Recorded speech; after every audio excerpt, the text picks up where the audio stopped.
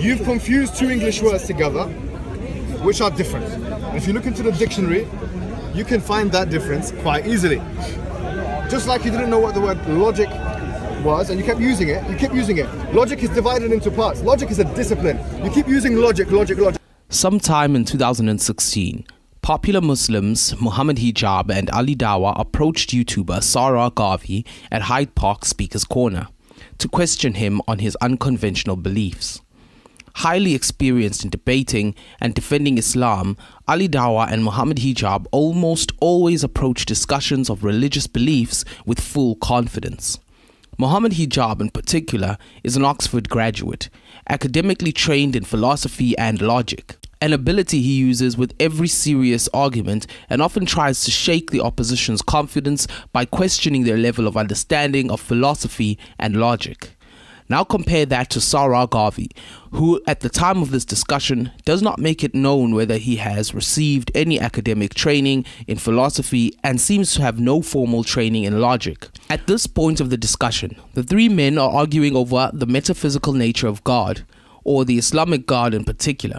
Ali Dawah and Muhammad Hijab both claim that God, whom they say created the universe, neither needs nor wants anything, placing them in the role of the proposition. Garvey takes no issue with the claim that God created the universe. Instead, he instinctively picks up on a flaw in the proposition's argument that God has no needs nor wants, and begins to lay out a syllogism that will demonstrate this using clear deductive reasoning. Garvey starts by making sure that the proposition agrees with these premises, reminding them that the premises are based on the claims that they made themselves.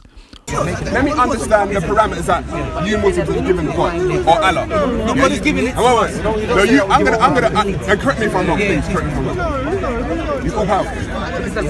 These are properties of God, properties, attributes. All self-sustaining. Sustainable. Needs nothing. Desires nothing. No, what do you mean?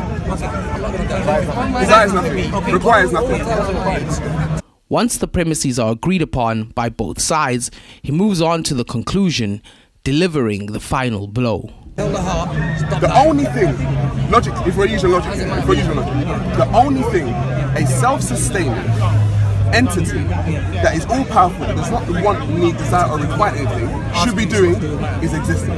Can I say something? Logically, listen. Things act on what they need and or what they desire. God creating the universe was an act. Therefore, God either needs and or desires the universe.